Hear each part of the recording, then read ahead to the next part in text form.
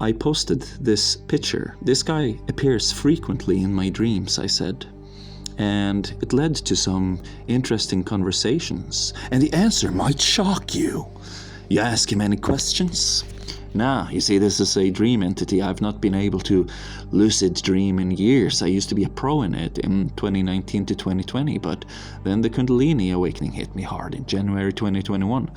Most of my dreams are just, look at this by now, because there's a disconnect. The energy is different, you know. So I lost that ability. Yeah, I'll gain many other abilities. I think you should try again. In fact, could you give me some tips on how to lucid dream? Yeah, okay. Maybe later, but for this video I had thought Swarnaga Karshan Bhairava, translation of the name Swarn, gold, Karshan, attraction, and Bhairava, fierce avatar form of Shiva, fearless beyond sound. Search the name for an image. Also look up this channel, Praveen Radhikrishnan Kaliputra, on YouTube if you want to know more. This guy makes really good in-depth videos in English on deity worship, especially Shiva and Shakti forms. This picture you posted is really interesting looking. It's looking very similar to Shiva, associated with attraction of material and spiritual wealth. Simultaneously, it could be wrong.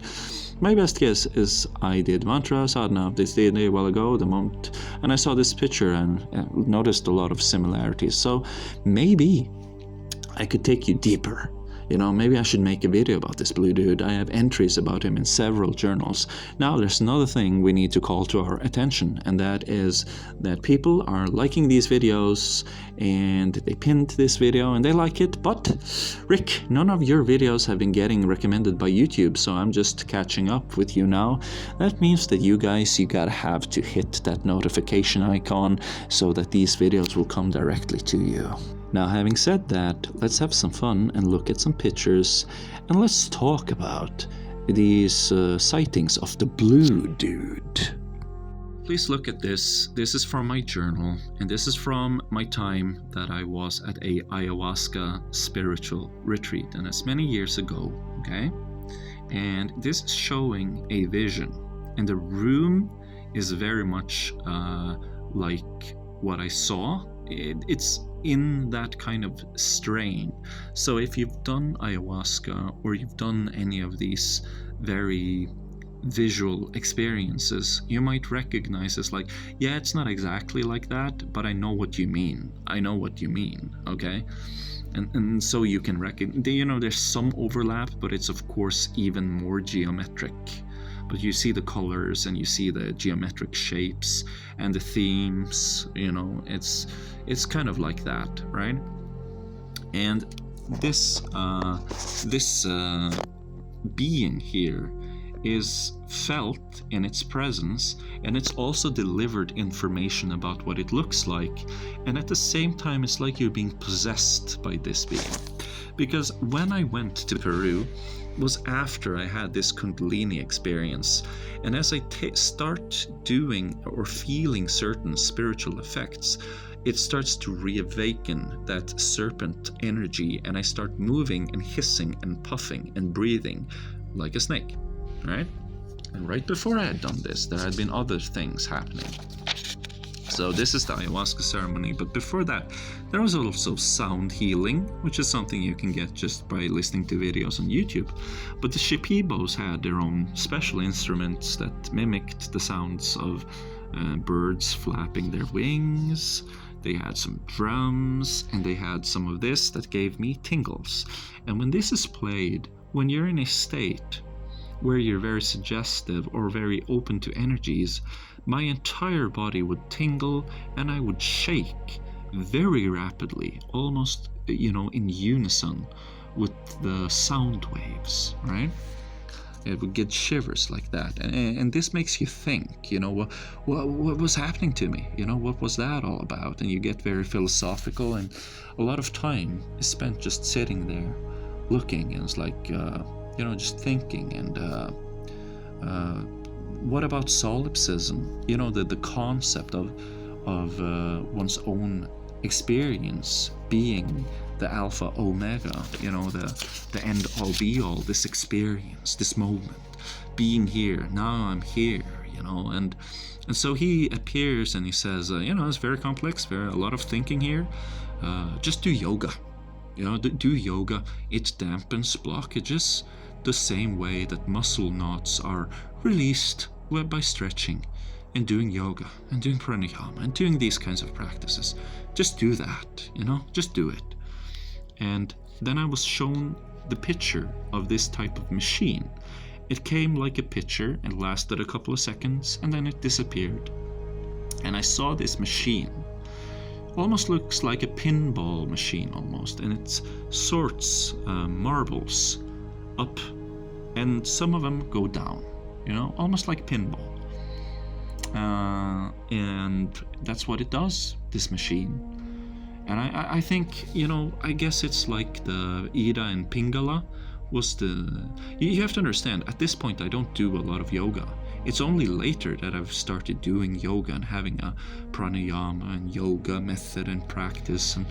And then I was shown this, and this is Mordor, and it's like the Tower of Mordor, showing, lighting around looking for Frodo, and here's the mountains. It's a crude drawing, And then it said, "Excuse me, but is this Lord of the Rings?" Now, rings are of course chakras, right?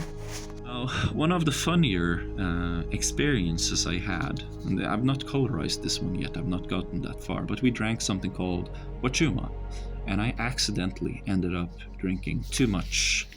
And it also was something that reawakened this serpent energy. And when that came, it was very strong. And so this is something I'm looking forward to colorizing. And, when I got back in control, I said, excuse me, but I'll go up to my room now. So I'd been almost like having an orgasm, and these hip movements, you move in you get like snake energy in your spine, and so you start getting these hip movements, and some of them are very sexual. And so I said, excuse me, I need to go to my room now. And so these two funny guys, the friends of mine that were looking at it, was like, God damn, should have asked for more, man. Go ask, we need to ask for more, because Rick is getting orgasms, He's doing fucking movements while sitting in meditation position. Anyways, I went up to my room, and what happened was that I closed my eyes, and then it opens a portal, and I can see out through a window into this different dimension. I am still worthy of this sight, because I had done it before, and it's very difficult. And it only does 50 or 40% of the work. So the other 50% you have to do yourself. You have to meet it halfway with meditation. And when you do it, you can see this. And if you're even better than me and you're good at relaxing just right, you can even astral project into that world. So this kind of breathing was very obnoxious, and we're gonna have a gift ceremony. And I remember during the gift ceremony, everybody's in their place, everybody's calm. I'm like, like doing all these snake contortions, and then the guy who was leading the ceremony, his name is Shantanu, by the way, says it's my turn to deliver gift, and my face opens up, and this Kundalini energy depossesses me, and it's like, you're disturbing my Kundalini practice right now. I'm very angry, but I'm gonna allow it. And so it's just like, and then, what's going on? Rick, it's your turn. And Shantanu, I think he was a little bit upset, or felt like a bad guy for interrupting my practice. But for me, there was nothing emotional. Nothing. This was part of the Kundalini. It was just doing its practice, and got a nice cool caps, and I got a Eckhart Tolle Power of Now book from someone who's someone I remember very fondly. I've been talking a lot about this. You're meditating, and you're not really falling asleep. But you're meditating, and then behind your eyes there will be this phenomenon of light, and for me it's a lot of brown, red, and a reddish brown and a purple brown. You know, it has all the colors because it's a bad energy of rainbow or unskillful rainbow. So it's overlapping and everything becomes brown. Okay, it doesn't really matter because it comes in and it's overlapping, and then if you relax you almost fall asleep, and then when you come back, it's like a portal emerging. And then that portal, if you are very relaxed and you, instead of falling asleep, you go into the portal. Yeah. So these energies of unskillful rainbows is something that you can observe during meditation, and you actually don't need the wachuma. But I would much rather have wachuma available so that people can experience this and have this great attainment and see that this is possible for themselves instead of trusting what they're being told. It frees people. You know, I don't need bitches. While in 29th of December, I was in Turkey, and in Turkey they have a honey that they call deli bal, and it's a psychedelic honey. It varies greatly in potency, and it's very hard to find legitimate Black Sea deli bal in Turkey, and I was so lucky to find some while in Belek. But it wasn't alone. It had a lot of help.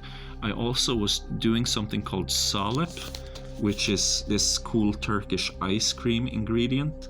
So, you know, there's always a lot of stuff going on. I would say this is more mushroom in my opinion. This is more of a mushroom kind of thing right here. But here again, you know, you have the themes, and you have the memory of being in Peru, and then it reawakens this vision of this person. You're like, yeah, doing yoga. You're in Turkey, you need to work out, do some yoga. And it's just a chill dude doing yoga. Like, let me show you this position. You see this position right here? Yeah, look at me, I'm cool. I'm in this cool room with all the colors and geometry and serpents doing yoga.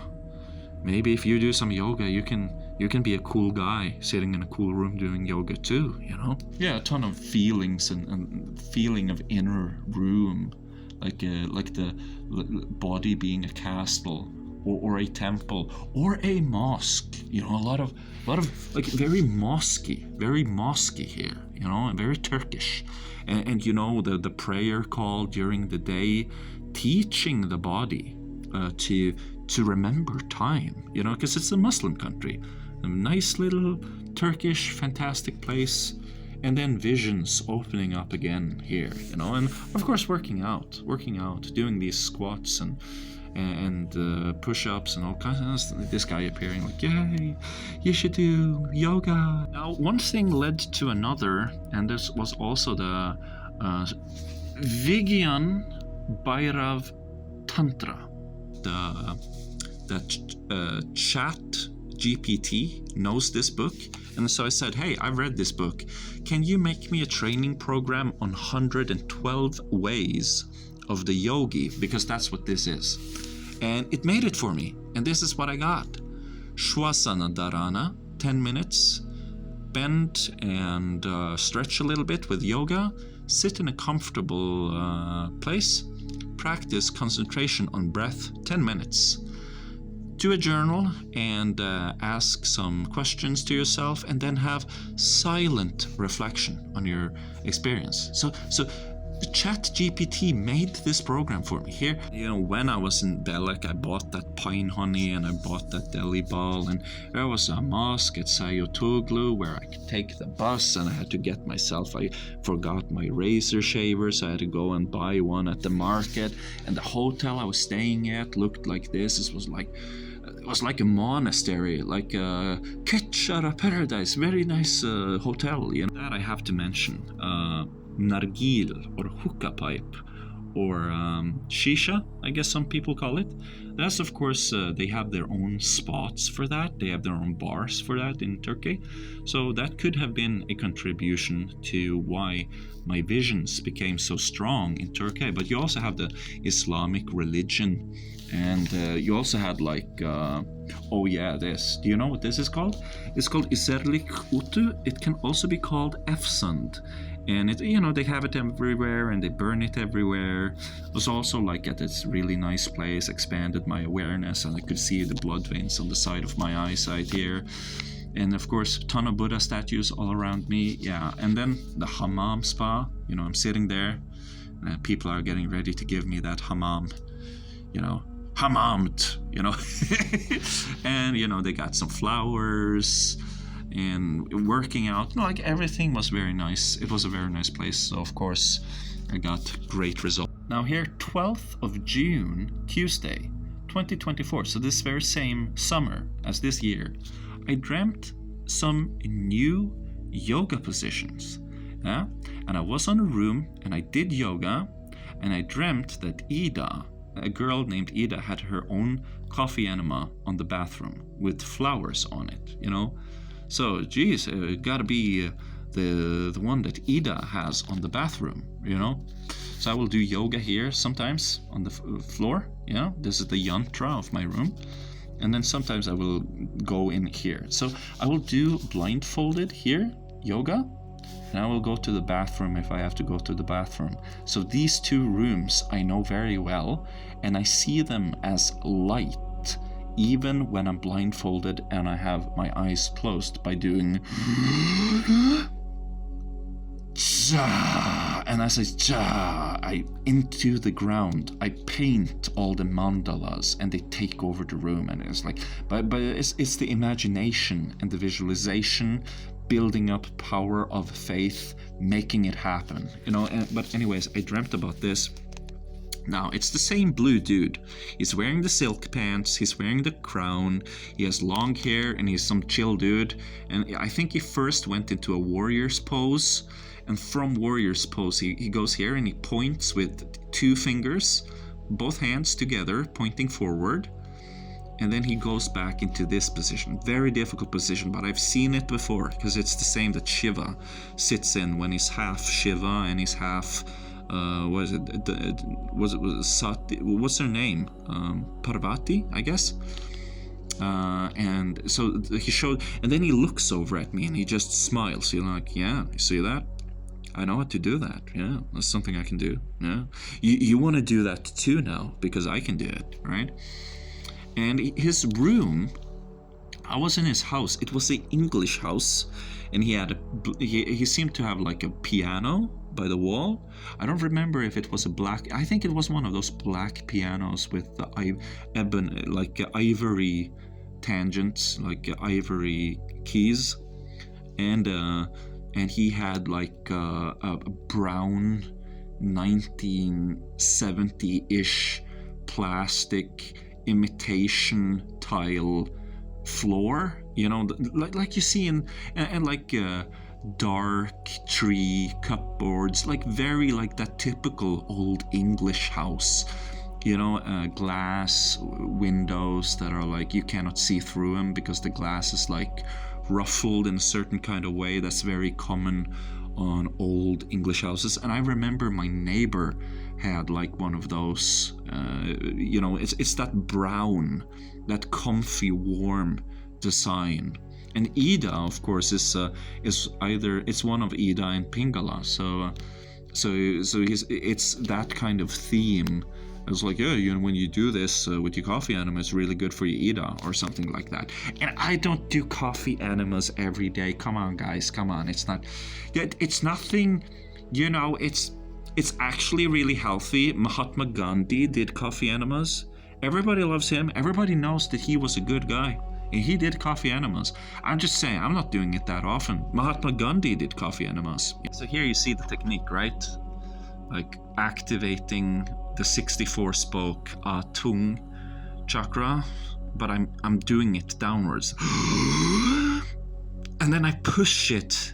I push that bottle breathing in between my legs, right between ass and genitals, right? And then I like just imagine that just going into the floor. And then we have the Kriya here, the Ahiago Mudra. Here it is, right? Super duper primordial power, primordial awakening entity holding his comfort. Yeah. It really helps to ground yourself, because it's literally, but it's like if you feel like weird, bubbly, pulsating feelings on your head, it's like, oh shit, I need to ground myself. You close your eyes, you see this, right? That's a lot. Is this the burning purple? That's a lot of colors. And then you do it, okay?